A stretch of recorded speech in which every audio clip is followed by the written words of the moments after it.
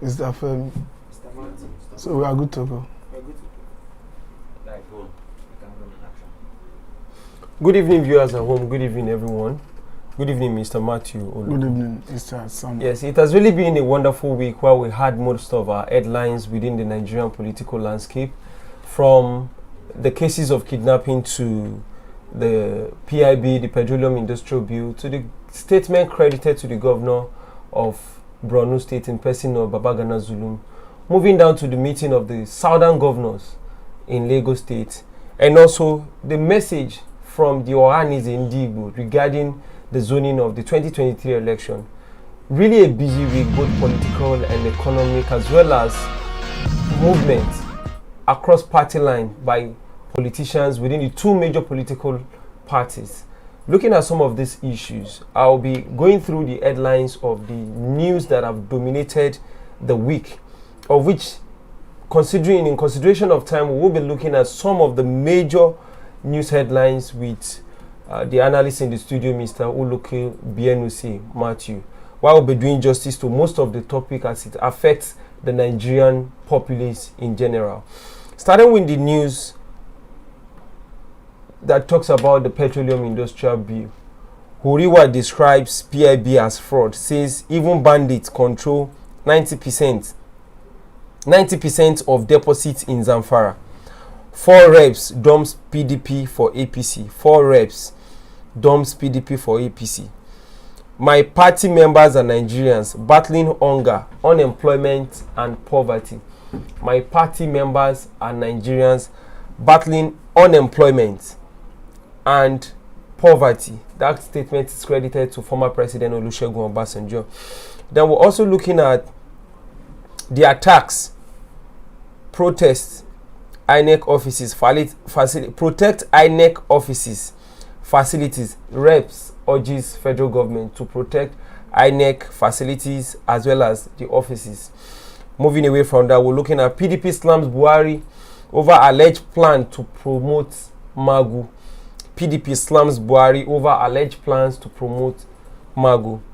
Moving away from that and moving to the southern part of the country, where southern reps backs southern governors on 2023 election PIB bill as well as the Electoral Act. Southern reps back region's governor on 2023 presidency, Petroleum Industrial Bill as well as Electoral Act.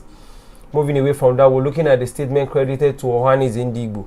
Ohanize asked Amici Okorocha to start negotiation of Igbo presidency. Ohanize asked Amici Rochas Okorocha to start negotiation of 2023 presidency to the region.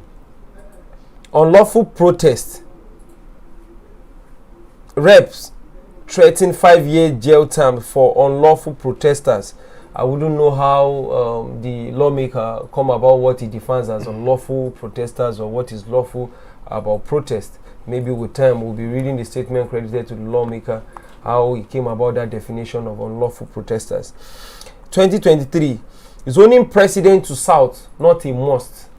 Zoning presidency to south, not a must. That statement is credited to Governor Zulum of Borno State. Moving away from that, we're looking at Joe Igbokwe disagrees with Lai Mohammed, says that no effort was made to arrest Mazi Nnamdi Kanu. Joe Igbokwe disagrees with Lai Mohammed, says that no effort was made to arrest Nnamdi Kanu. Moving away from that, we're looking at ex-finance minister in person of Kemi Adeosun cleared of NYSC certificate scandal. Ex-finance minister Kemi Adeosun cleared of NYSC certificate scandal. And looking at the last but not the least, Senate okays Buhari's 2.3 trillion foreign loan. Senate okays Buhari's 2.3 trillion foreign loan. So looking at the first headline itself, we'll be looking at the Human Rights Writers Association of Nigeria describes the Petroleum Industrial Bill as a total fraud. Speaking at a press conference in Abuja on Tuesday, the national coordinator of HURIWA, that is the Human Rights the Human Rights Writers Association of Nigeria, describes the demand that to know how oil producing states will get 3% of mineral deposits, while states like Zamfara enjoy almost 9% of the gold they produce, describing the law as injustice. Oriwa called on oil producing areas to stand up and speak in one voice to stop the bill from being signed into law. The organization also pointed out that most oil wells in Nigeria, especially in the Niger Delta, are controlled and dominated by people from parts of the country where there is nothing like oil. PIB is a fraud, total fraud. How would you agree to 3%? What is 3% when Zamfara State enjoy 100% of their gold? Oriwa asked. Have we ever benefited from the gold deposits they have in Zamfara State? The bandits who are all over the place in Zamfara are even enjoying 90% of the mineral deposits they have there. So the PIB proposal is not acceptable, and I hope those oil producing areas should stand up and speak as one so that the bill is not signed into law. That was a statement credited to the Human Rights Writers Association of Nigeria. So, Mr. Matthew, in looking at that point of conversation whereby the Human Rights Writers Association of Nigeria came up with a point clearly to say that that bill is a fraud, you can't give the host communities 3%, while in the same country, Zamfara State controls. I wouldn't know if there's ever been a time that the deposit in Zamfara has been shared like the way the oil from the Niger Delta region is being shared. So the Human Rights Writers Association of Nigeria came up with a position that it is a fraud. You can't come up with that. It's part of the things we've discussed over time, the principle of double standard and hypocrisy. What do you make of this, considering the lopsided agitation that some part of the country have been requesting and agitating for? And we are seeing this 3%. Initially, it was 13% derivative. So now it has even gone to 3%. Are we practicing true democracy? What do you make of this in consideration of what the Human Rights to Writers set the record straight? I don't think this one has anything to do with 13% derivative. Okay. Because 13% derivative goes to the state. That is to say, 13% of oil that is explored from your state goes to the state. So which means that so I think this 3% is a different ballgame. But however I look at it, I think that 3% is infinitesimal, considering the impact of oil exploration. As we speak, Ogoni is the most polluted part of the world currently. And if you give the cleanup of Ogoni a conscious effort, it will take 25 years for you to achieve it. With a conscious environmental impact assessment already done. With a conscious effort. Yes. And I've seen a government who from the inception of this administration show willpower to clean Ogoni by inaugurating and kickstarting the process. But up to this moment as we speak, I don't think there's any meaningful activity going on in Ogoni land with respect to the cleanup. That is on one hand.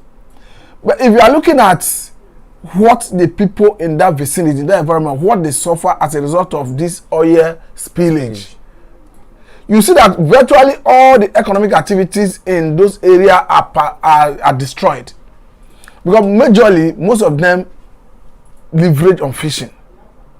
Especially when you have oil spillage, it will destroy all the aquatic life, thereby paralyzing all economic activities in those areas. So if you are saying you want to compensate for what the impact or the damage that is always being done by the activities of oil exploration, I think that 3% or even 5% has been proposed by REP is infinitesimal.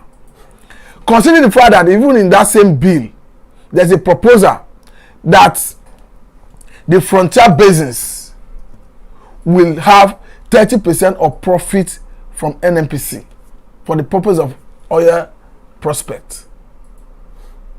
As at the same time, the world is even looking at alternative source of energy rather than depending renewable energy. Fossil fuel is no longer fashionable. Only recently, the Vice President of Nigeria launched a vehicle that is powered by solar that was assembled in Nigeria. So it is evident that the way to go currently is attention is already being shifted away from crude, because crude no longer have that sustainability potential prospect.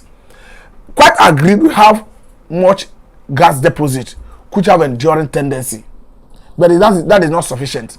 So I think what the government of Nigeria needed to do more is how do you diversify the economy outside oil, not proposing to devote 30% of profit from NNPC for oil prospects. I think it is a misnomer. Look at what the world is doing currently. And it's unfortunate that we have almost every avenue area in terms of natural resources, solid mineral resources to tap into, but we are not leveraging on them. Look at our steel. We have one of the largest steel deposits in the world, and we have ignored it. Unfortunately, the rolling mill, Ajaokuta rolling mill that was built by the military head of state, headed by Babangida, under Obasanjo government, as a democratically elected government, the rolling mill was sold. The two rolling mills were sold to an Indian company. So what I'm saying in essence is the government of Nigeria need to look inward. Which other area of mineral resources you need to explore? I'll give you an instance. Look at uranium, for instance. Uranium is what is used to enrich with which they do atomic bomb. I'm not advocating that Nigeria should go into atomic bomb production, because even the world will not allow it. But I'm trying to say there's so much economic benefit in uranium enrichment. What about bitumen? We have the deposit here. Cool. We have it here. So if you look at that uranium, if you remove impurity in uranium up to 5%, meaning you have 95% impurity, it can generate electricity. You coat it with lead. There are some other processes anyway. What I'm trying to say in essence is there are so much economic benefit attached to it. And we have the deposit here in Nigeria. In Kaduna, we have the deposit of uranium, I think so. In Zamfara, we have the deposit of lead, I think so. But what I'm trying to say in essence is the government of Nigeria need to look inward and see how can you shift from this attention from this oil, because it's no longer sustainable. No, there was a current article I was reading on some times ago. I think that was earlier, towards the end of my degree program in the university. And from that article, because it was a political economy course, so we're looking at how economic activities and politics interwove. So it was discovered that Nigeria has more than 50 minerals that cuts across the north and south. Yeah, correct. That the government over time decided not to even touch. So everybody is running to the easy money, because with the crude you don't need to stress yourself. You can just get. You see, that's why I say it's unfortunate. Because even if you have enormous crude deposit in Nigeria, the world is looking at how do you stop gas emission? How do you make sure that you stop depletion of ozone layer? In Nigeria, up to today, the oil majors still flare gas.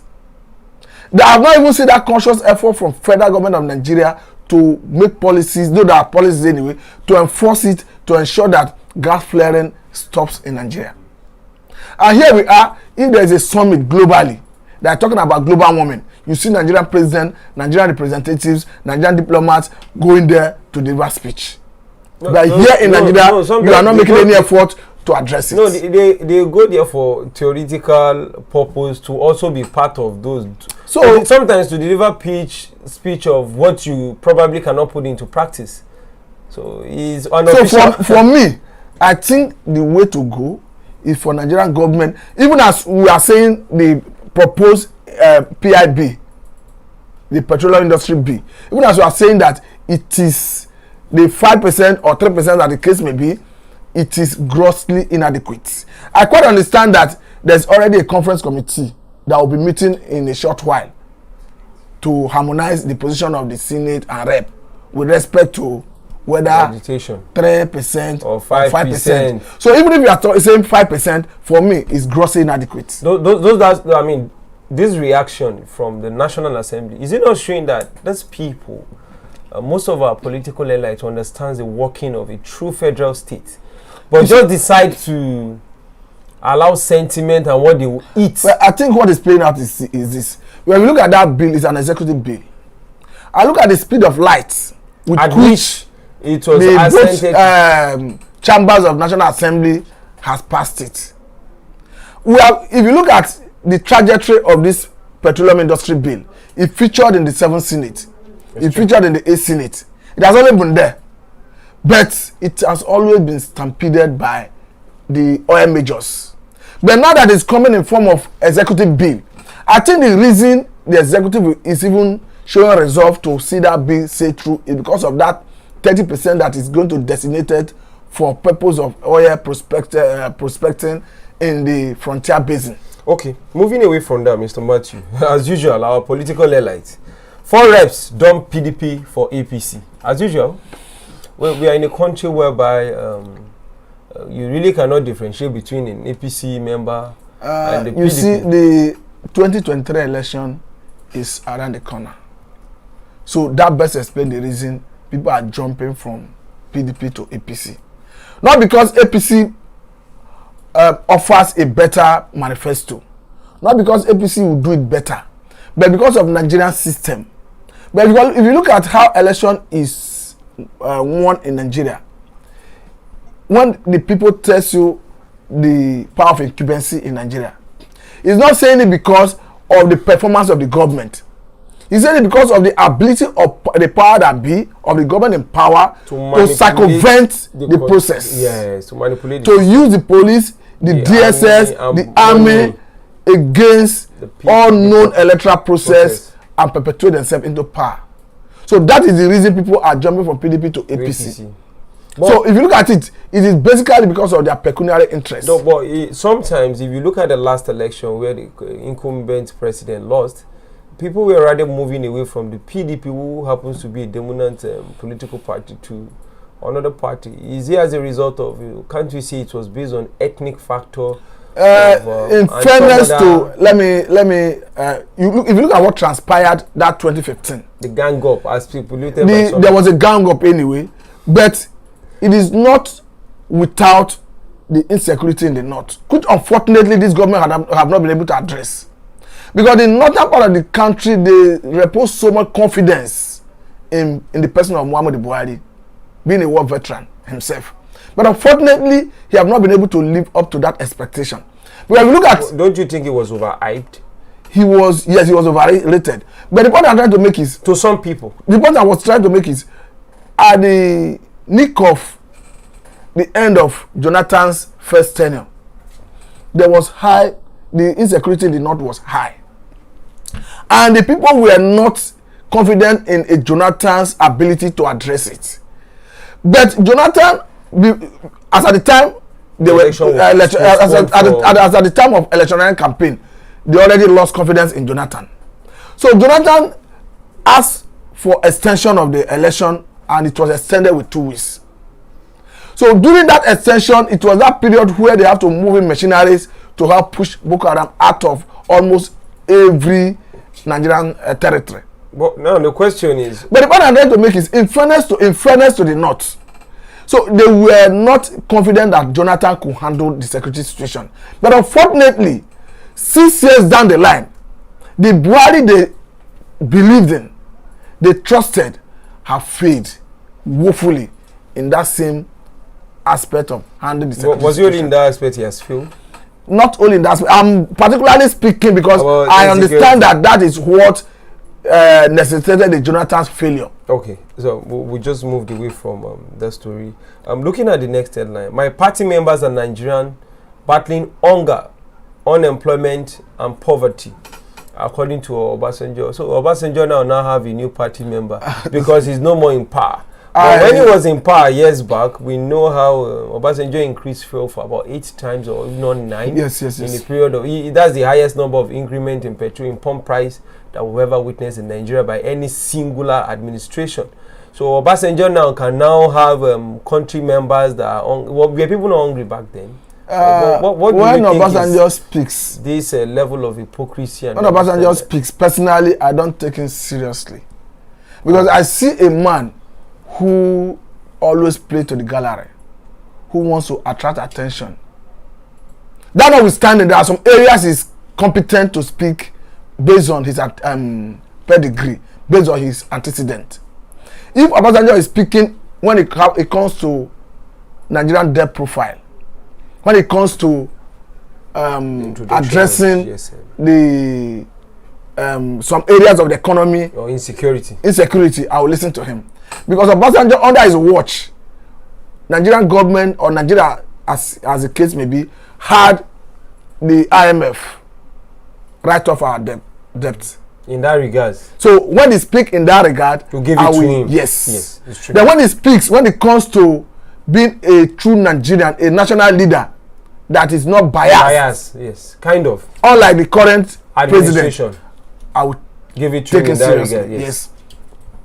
But generally speaking, now Obasanjo is somebody who wants to attract attention.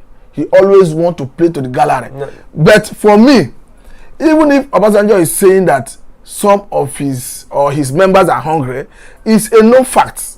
You don't need a hypothesis to decipher that Nigerians are hungry. It is already evident in almost every sphere of life. So it is not until an Obasanjo say it. No, the Nigerians are. It is a known fact. So you don't need to subject it to any analysis. Even in his hometown where he lives. Yes. The economy, because I don't know the reason. And if you look at every fiscal year, all the money budgeted is almost spent up to like 70%. Yes, it's true. Look at the amount the government is even borrowing to finance part of this year's budget. So, and in the history of democracy, this government have always budgeted more than any other government. So what is happening to that budget? Is that not part of the change? Now, you may call it part of the change, but what I'm trying to say is, if you are budgeting that humongous amount, and we are not seeing it reflected in the life of Nigerians, so how is it being expended? It's a question that the government owes explanation. Because you cannot tell us that you are spending money to build infrastructure, spending money on agriculture, spending money on maybe production sector of the economy, and it's not being reflected in the welfare of Nigerians. And the constitution tells you that the security and welfare of Nigerians shall be the primary purpose of governance. So how have they addressed that? Maybe that part of constitution was not meant for them to put into practice. The constitution says it shall be the primary purpose of governance. I think the word shall is a conditional statement. It's a conditional statement. It's not must. But do you not choose not to do it because it's not must? The constitution provided. I quite agree with you because I listened to the ABGA former chairman while he was trying to explain how the court explains SHA. That they say is not must, it's not mandatory. I agree with you to that extent. But do we not say because it's not must, the government should be justified not doing the needful? But that's another argument away from that. And it is worrisome that when most of these people leave governance, they can open their mouths to talk. Because I know years to come, somebody like the vice president and even the current president will talk. Femi Gbajabiamila and others will open. While they were in no position, they were really running their mouth and saying things they can't really achieve, and that is worrisome. So that makes it more difficult for people to be convinced in new crop of leaders who want to emerge, and you're trying to convince people. They will tell you that no, we've had people like you who, when they were not in power, like the vice president, professor of law. But to be quite honest with you, like the vice president, I am totally disappointed in him. Mr. Matthew, let's move on very fast because of time. Attacks protect INEC offices, facilities, rep urges federal government. Now the question, most times when I read rep urges federal government. Is the rep itself not a part of the federal government?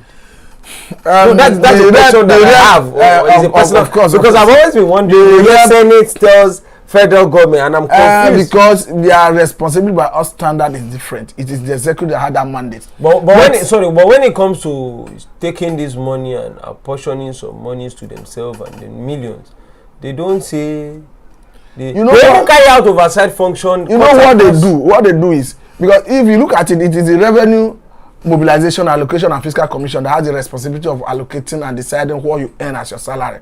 But what they do is, outside what is given to them as a remuneration, they go about allocating other funds by way of project monitoring, by way of oversight function, by way of, in fact, by the time, if you go and look at what is accorded to them by the revenue allocation, mobilization, allocation, and fiscal commission, is not more than 1 million for Senate, about 700,000 or 800,000 or thereabout for rep.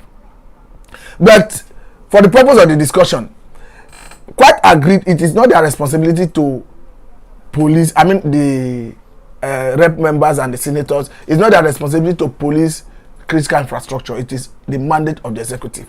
But it is not, the federal government needed not to be the federal government is not expected to be reminded of their responsibility to protect INEC facilities. Because it's already there in the constitution that they have the mandate to protect life and property. So why should if rep is already urging the executive to protect INEC infrastructure, it means there's already failure. And as we can see, it's not just INEC facility. There are so many areas of the economy, so many areas of infrastructure that is witnessing destruction. So it behoves on the executive to protect INEC infrastructure, not just INEC infrastructure, but infrastructure generally. And if you look at the way Nigerian security agencies are, you have so many plethora of them. And look at this Civil Defense Corps. They have that core mandate to protect federal government infrastructure. So where are they? Can I ask you a question? Of course. Maybe they are busy protecting and gathering intelligence for secessionist agenda. Because maybe I think that is a bigger task than protecting. Maybe that is keeping them paramount. Busy. Yes. Maybe that is keeping them busy. If you look at, unfortunately, if they are posted to Niger Delta, they abandon the responsibility and start looking at the economic benefit of their job. That's their major responsibility. Some even escorts. There are instances where some persons, some military personnel have been accused of abandoning their responsibility and going into oil bunkering and all that. Well, you call it accused because sometimes it's difficult for you to nail them on the head and get. That's why I say accused. But me and you, we know the reality of what you need. It's like saying the policeman takes bribe and they'll ask him to go and bring evidence. And most times in such allegation, you are within the custody of the police. So they will now tell you to go and bring. So how do you bring evidence to such a case? Of course. So moving away from that quickly, FG, protect INEC offices. So your reps, which is part of the FG, have told you to protect. They need unanimously. In fact, they need synergy. So they need to synergize. The rep did not see that there is a need to synergize in protecting it. They pushed it to the right. As if it's not the same INEC that does the election for the rep and the Senate as well. So you see, that's the hypocrisy of the standards. Some of these people push blame to the other arm of government, make it look as if they are innocent too.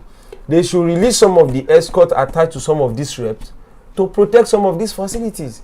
Because if you check the numbers of police officers, the DSS attached to some of our VIPs, a major part, you are correct, is in the hands of the political class. You are correct. So if they are being truthful, they should do the needful, not just saying it. Mr. Matthew, let's move away from that because this rep, sometimes looking at some of their storylines is really not encouraging. When you get there, you criticize and push blame to other people. Why the major issues affecting the populace is being abandoned. So why is INEC offices? Because INEC offices stand as the platform to get them back into offices. Why didn't they talk about the kidnapping?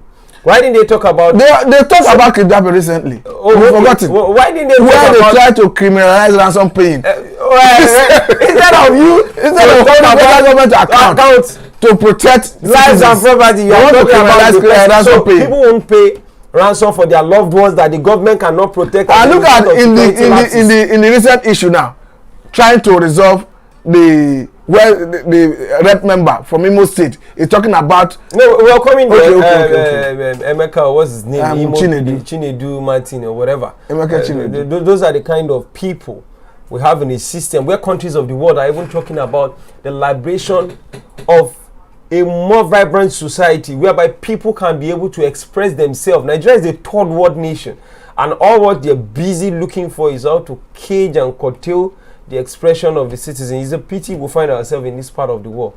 PDP slams Buhari over alleged plan to promote Magu. So Magu will take promotion. You see, in Nigeria, you see many episodes. But I think what is important about Magu is we are still waiting to see the outcome of the investigation. Oh, sorry, do you think there will be an outcome? Even the case of... No, what I'm trying to say in essence is his promotion should not be the issue now. Because there was an investigation, there was a committee that was saddled with the responsibility of investigating him, and we saw him fired. No, okay, from the position he was fired. Of though he have never been the chairman of that commission. He was acting. He was acting. In acting capacity. So in that acting capacity, he had been fired. So we are waiting to see the report of the committee that investigated him.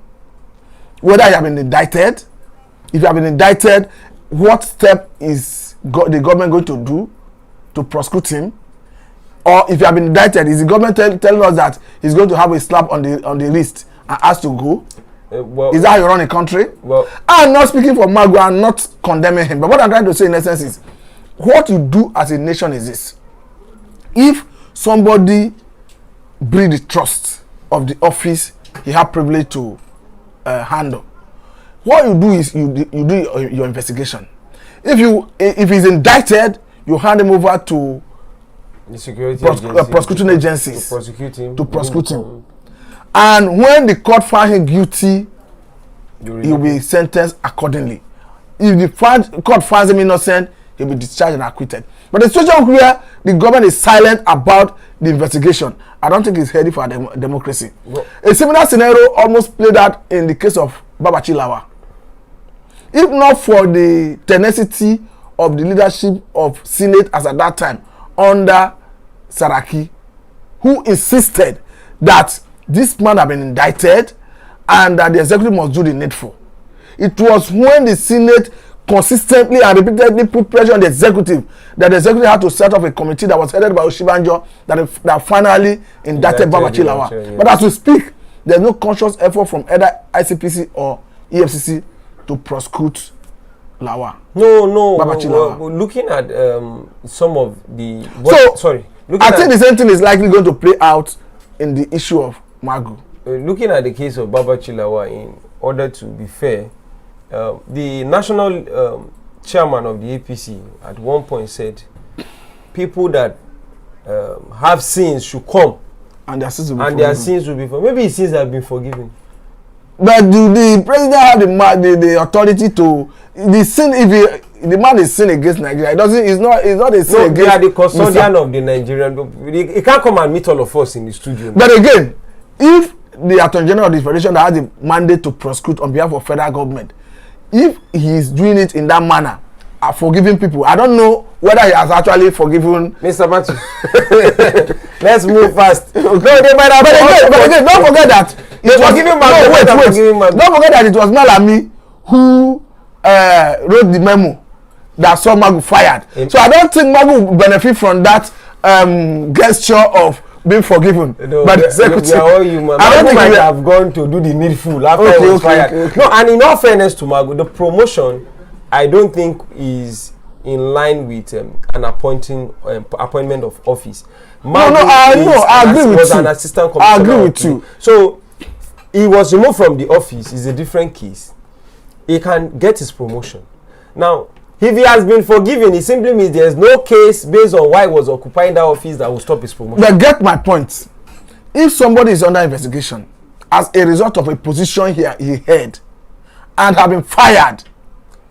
It is if somebody speculates that he perhaps breached his he breached that the trust reposed on him, I think that speculation will be right.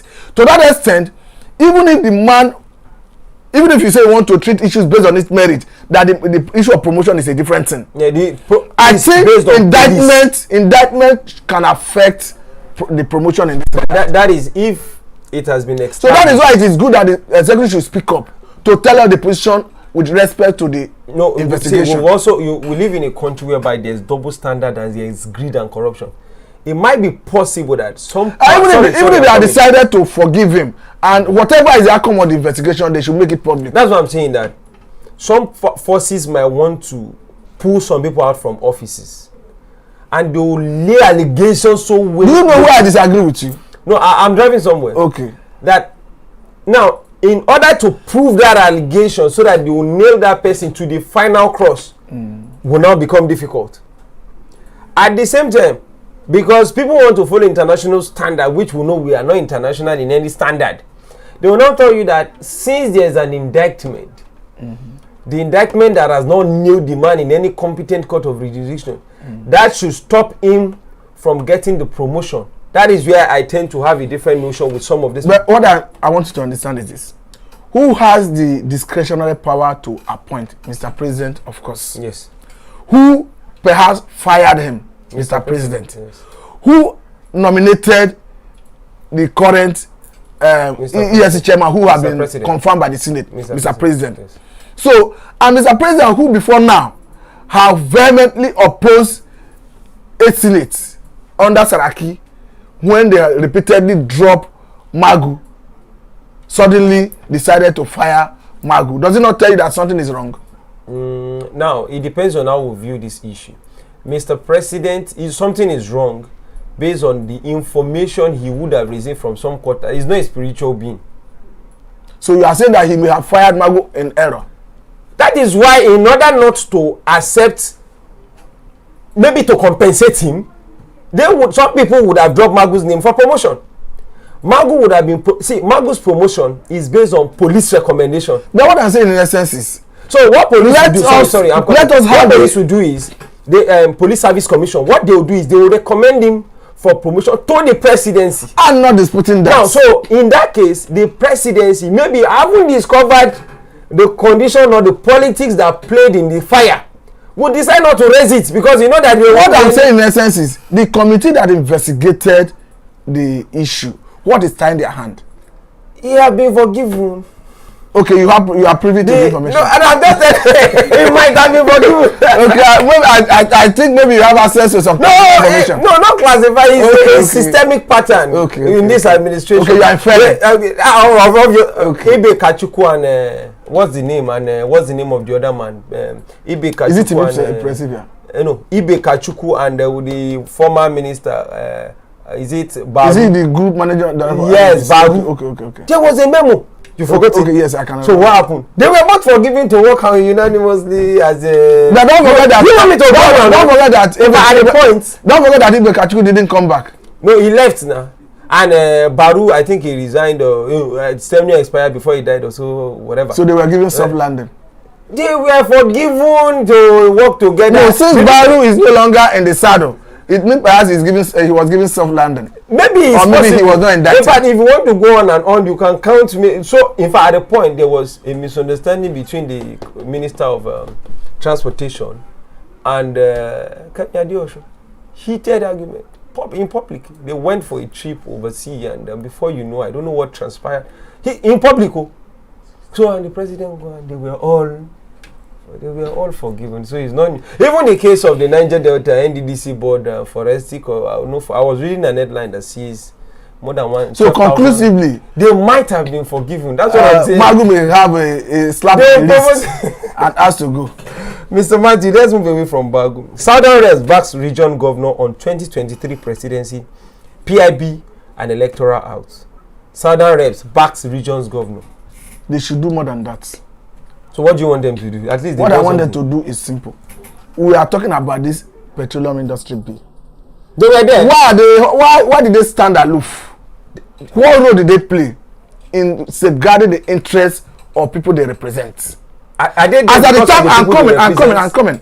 As at the time they were considering the bill clause by clause, the aspect that the section that talk about designating, setting aside 30% of profit that goes to NNPC for frontier basin in Nigeria, which it is all known that almost all the frontier basin is in the north. You have just one in Ogunwoso. So what was their input? They were sitting there, standing aloof, concurrent. So for me, supporting the position of the southern governors with respect to presidency come 2023, I see them as playing to the gallery, because they have an assignment to do correctly, which they have not been able to deliver on. And their people, from all indication, are saying that they are not feeling their impact of representation.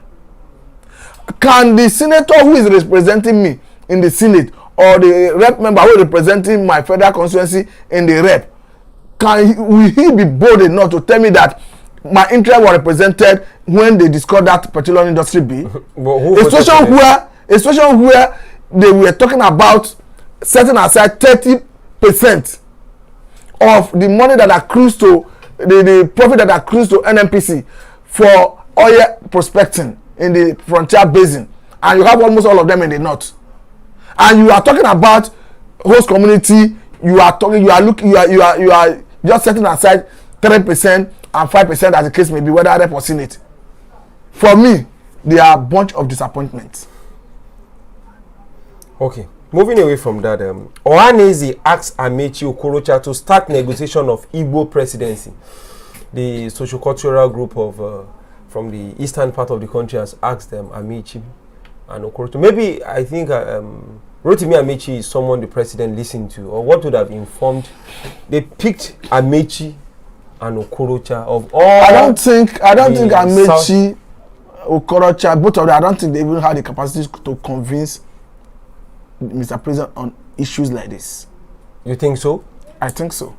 Because when it comes to you feel probably would have the president here in his cabinet from the and southern from the way it looks, it's not even about who I think. It's about if the people can unanimously come together and project who are the people the people you're referring to? The people. Who are the people? When I mean the people, I'm talking about holistically the whole South. You think that is achievable, or is a political move like some of us? It is going to be a Herculean task. But that is the only way you can force the hand of the North to think in that direction. Otherwise, the North is not yet satisfied with leadership, because a Buhari government have failed them. So if they have, sorry, let me come in. Does bringing in a northerner going to solve their problem? It may not solve their problem, but they think that if they have another shot at presidency, that really, that's the way I understand it. Because that's speculation. It's speculative anyway. I'm right to I have the liberty to speculate. No, which is right. I'm just what I'm trying to say in essence is, if the way it stands, by the time the politics proper was setting, PDP will play in their politics, APC will be playing their politics. And they not want to capitalize on the differences between the southeast part of the country, the south and the southwest. But I know, quite agreed. The south and the southeast will align. There will be a political alignment. But it will be very difficult. It will even be a situation where it will even be easier for the head of a camel to pass through the eye of the needle than for the south, the southeast and southwest to be on the same platform. To be on the same page. So when it comes to that stage, the North may play smart one and on pick the a part of the south that they were allowing to, as usual, and have it. No, maybe it's the nature of how God designed the south. It has always been like that from inception. This is not the first. But I think issues like this, somebody have to play the foolish part. not because the person is foolish. So who is going to play the foolish part? Because I don't know. I'm only saying. I was reading a group chat. Sorry about that. Okay. And then some people from the other part of the south were like, in 2014, we told them they did not agree. So, but I think that is where I beg to differ with some persons. That notwithstanding, it's a factor in politics. No, what I'm trying to say, there's no justification. What I'm trying to say is, whichever school of thought, everybody have gotten his right to reason the way he chooses to reason. What I'm trying to say is, for people who still dwell in that mentality, that the particular people brought Buhari to power as such that they don't want to hear them complain, I think it's high time we jettison that ideology. Because by our standard, if a Buhari contested in 2015, and 2019, as a Nigerian, you have right whether to support or not to support him.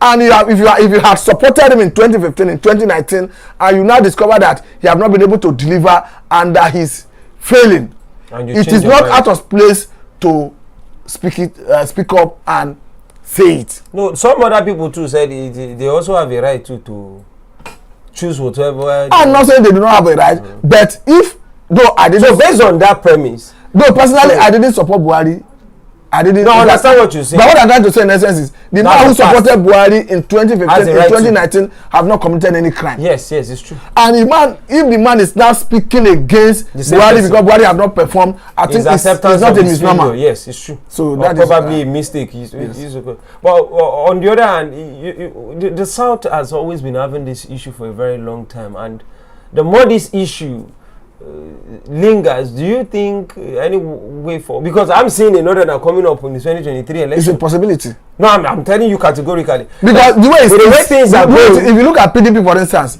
PDP is working from answer to solution. They already have somebody in mind who will fly there. That's a speculation.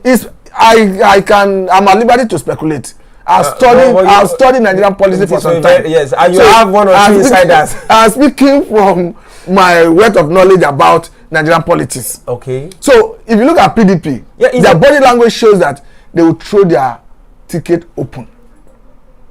That's because they already have somebody in mind.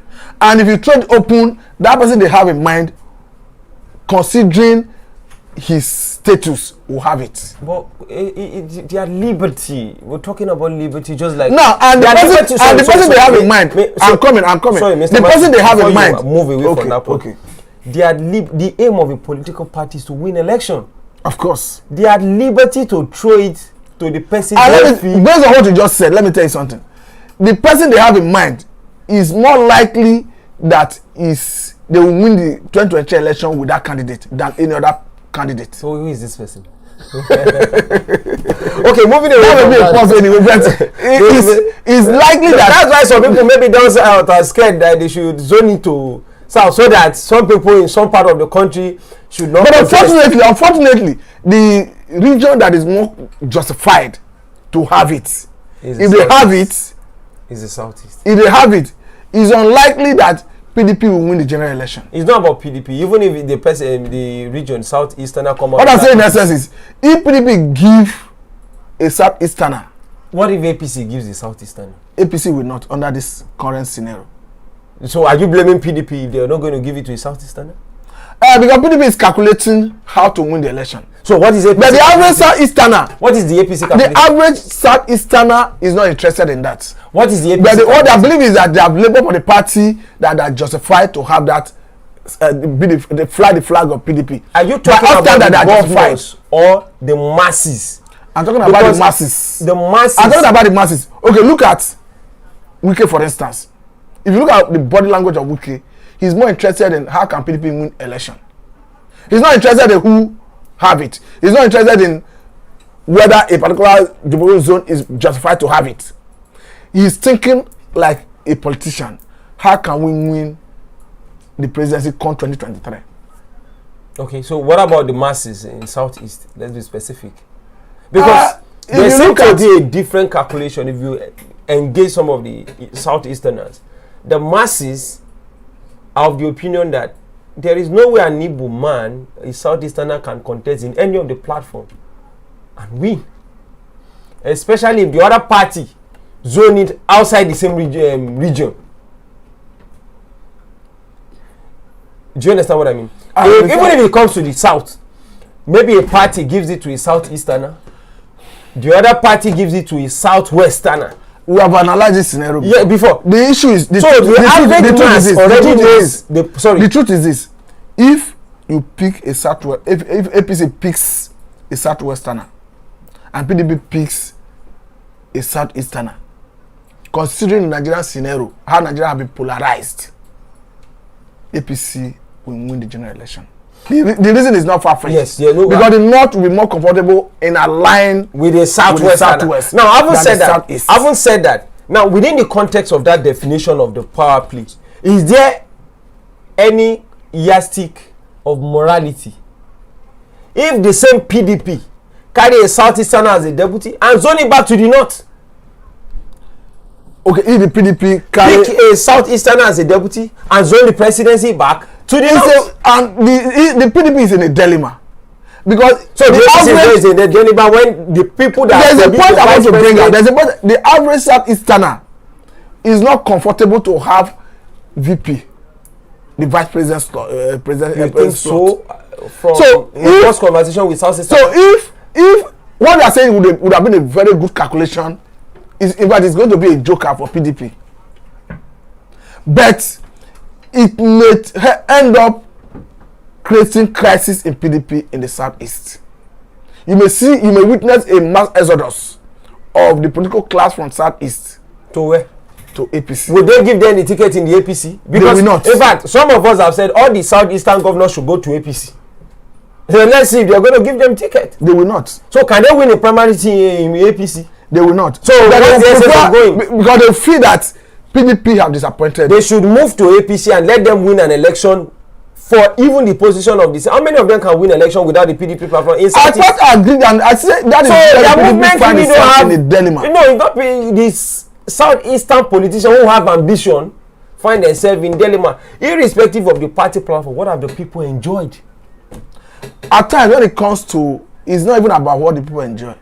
It's about, because if you look at the division of politics, the madness of many for the benefit of few. Even as we speak, there are few who are benefiting.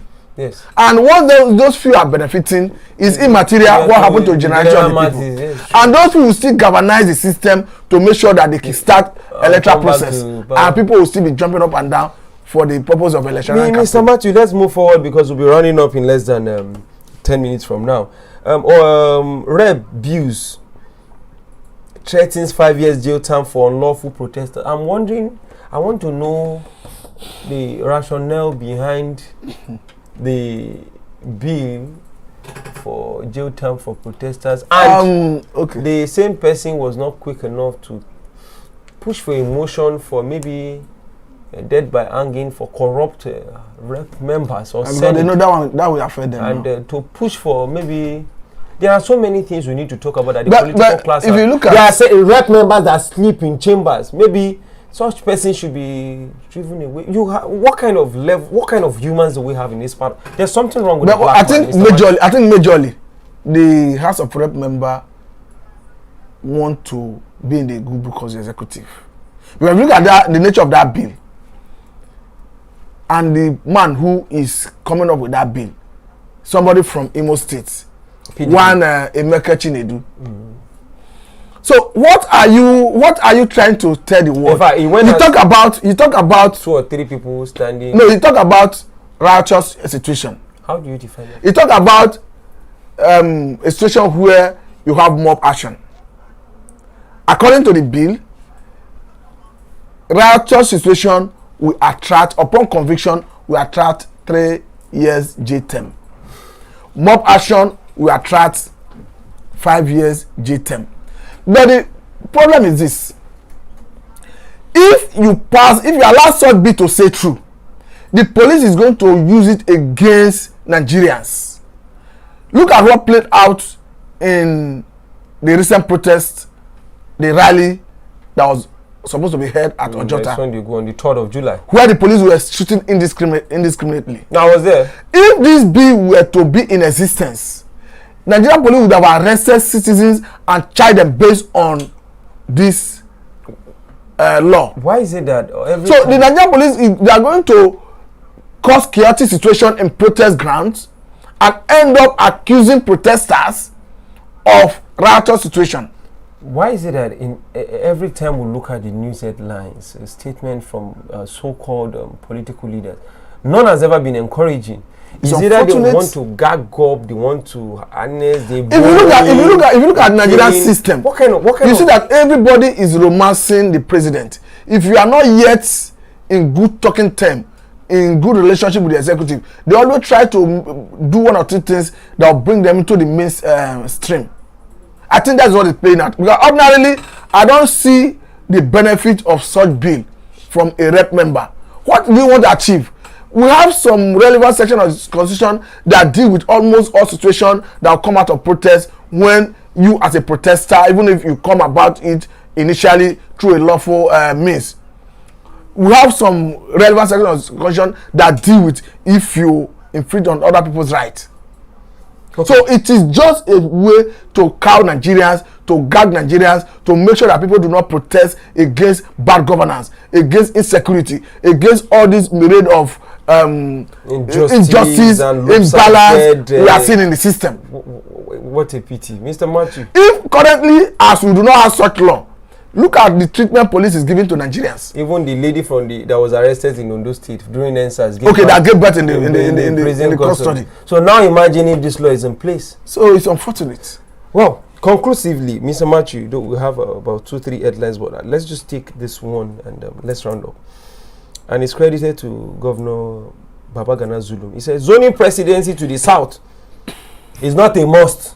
Not be by force. That's what he's trying to say. Now, looking at that, I think there's a question by Ori Akwere. Do you think it's realistic that APC or PDP we put forward a Southeasterner for 2023? Please share your thoughts on this. Is it? Come again with the question. Do you think that it is realistic for either the APC or the PDP to put a Southeasterner for 2023 election? Okay, let me. Want your thought on that? The truth is this. Considering the Nigerian scenario, PDP will feed a Southeastern candidate if the political gladiators, the political class, vehemently insist that a Southeasterner must fly the flag. They will force the hand of PDP to feed a Southeasterner. And by all standards, the Southeast is justified, most justified by all standards. From 1999. To get a shot at the presidency come 2023. There's no argument about that. They're looking at APC. It's unlikely that APC will zero in on Southeast. APC may throw their ticket open to the south. For Southeast to also get. But to say they will zero it down to Southeast, I don't think so. Don't you think? Because if you look at the political big weights in APC in the south, we all know who called the shot in the south. Don't forget about Umahi and some other persons jumping to APC. Yesterday, you cannot be more Catholic than the bishop. So there are people who own the structure of APC even in the south here, from the word go. So for me, I do not foresee a situation where APC will zero in their candidacy and allow that notwithstanding, nobody is going to stop anybody from contesting, buying a nomination from expression of interest from the southeast. But when it comes to winning the primary, I do not see any person from the southeast that can win APC primary and become their presidential flag bearer. None. The PDP can give. There might still be a choice. Because if you look at the nature of PDP, according to, like some people will say that the Southeasterners or the Southeast are paid their due in PDP. There's no argument about that. But the argument again is if somebody from Southeast fly the flag of PDP for the purpose of 2023 general election, APC will PDP win the general election? That's another argument. It's obvious. So that is where the PDP I told you earlier on is in dilemma. What about the APC? APC is actually going to have its own fair share of crisis that will come out of how to pick cut the across candidates. most of their state. They already have two parallel. Yes, I agree with you. So it's not a dilemma. Do you know how many people have shown interest? So I don't know whether I've addressed the concern of the. Yes, I think so. But ordinarily, in order to address this, don't you think there should be a constitutional structure whereby it can address this for any part of the South that comes out as a president or vice? If the ticket of the presidency is to be taken back to the South, it shouldn't be from the part of the South that has already made up the presidential system. What we are saying is neither here nor there. Have you not heard the recent argument that says, okay, this came from people who are drumming support for Tinubu, that if Yar'Adua is from Katsina State and was president at a time, when the presidency needed to go back to the north, why did it come from Katsina? We analyzed this, Mr. Martin. And he went to Buhari. Yes, we analyzed this, and we said. So on that basis, that saying that Obasanjo was the president from the southwest is not sufficient to say that when the presidency comes back to the south, that he should not go to Tinubu from the southwest. So you know, when politicians are talking, you and I, one of the duties we need to do is to put the record straight and be factual and truthful as much as we can. You know, these people just say statements for their greedy, tribal, and they're not looking at a country that has more than 400 languages and more than 250 ethnic groups. So it is our duty, in all fairness, from 1999 to this point, there are countries of the world that have a way of making sure that the presidency or the leadership structure of the country goes round every part for equity, fairness, and justice. The Constitution has stipulated this, whereby for integration and prosperity of the country. So it's commonsensical. The North Central and the Southeast has neither produced a president or a vice president. So in order to ease this agitation, wouldn't be making sense that the constitutional framework should be drawn to include every part at every point in time to produce a president or a vice? You see, the statement about Yar'Adua, I'm not a politician and we're not going to, it's baseless and is a fallacy of Metito Pesipi. You brought up an argument that does not have a foundational root with an argument that Yar'Adua died. He never ruled for 8 years like Obasanjo from the south. Yar'Adua, at that point in time, after his death, was a Jonathan.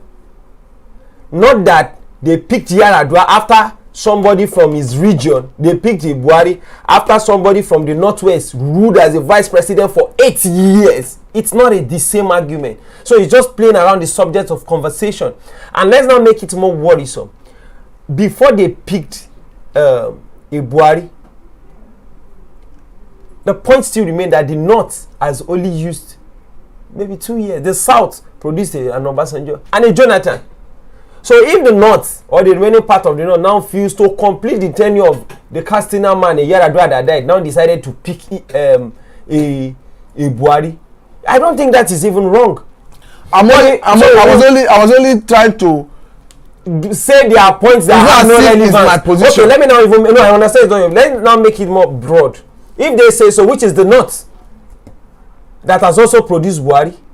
But if you look at it holistically now, the way it is unlikely that PDP will win the election if they pick a Southeasterner and APC picks a Northerner or a Southwesterner. So how do you now? No, it depends on the population and the permutation of each party. They should go and do their. Of course. Because a Northerner in one of our conversations told me that if a part of the South that is part, for the guy is from actually from Northwest Kano, said if a part of South that is part of the presidency can agitate for the same thing, we'll play along when it gets to the bridge. Then we'll take it back to the North because there's no justification. Anything goes in politics. Of course, if they can have constitutional framework. Since there is none, and some people want to take advantage of some others. So it will be better. Wouldn't it be better from the Southeast and the South to tell the North, rather than taking it back to the South, to your tent to Israel, and the North will be so glad to take it off from there, considering the level of what is happening. So our last point was the statement credited to Bamagana Zulu, where we just had to glance through the statement of the ex-finance minister that was cleared as a result of our certificate saga. So, in order to round up, Zulum said it's not a must. What do you think? The same Zulum, I'm sure, would have been part of those who agitated that it was their turn, their presidency in 2014. No, I think the Zulum was quoted out of context. Okay. Because I've taken time to go read through. this. Yes. What Zulum was actually saying, of course, Zulum is a proponent that the South should have it come 2023. Theoretically. No. The only issue is having is, he said people should stop using that word must. Who has ever According said to him, must? No, he's trying to look at the communique that was issued at the end of the Southern Governors Forum meeting. Okay, was there the word must? I think so. Okay. So that is where he's trying to raise issue. For him, the South is justified to have it come 2023. And how has But he he been say- working in favor of that? Is it just... No, he has spoken it in so many forums. Okay. He has said it in so, that's why I say it look as if he was quoted out of context. Okay. Then let me briefly just look at that adjustments Yes. if time permits. Yes. I think what the court merely did, because the court said that NYC discharge certificate or exemption as the case may be is not a prerequisite for holding a political office. Yes. So the court did She not. was the one that took the court, took course, the case of to court, course, of course. and there were premise of what she wanted the court to define. What she wanted to so achieve. it is different. So the from court did not allegation of decide forgery whether there was a forged certificate or or not. not. Okay. So it's a different ballgame Altogether. so that people will not be misled. Okay. So viewers at home, thank you for joining us in the conversation, and we really appreciate you. But for subsequent program, you can please send your comment via the live chat venue, and as well from next week, by God's willing, we'll be having our phone lines whereby you can call through and also be part of the conversation. My name is Efim Samuel, and joining me in looking at some of these topical issues is Mr. Oluku Bienusi Matthew. Till tomorrow, same time. Thank you very much. Once again, thank you for having me. Are we still online?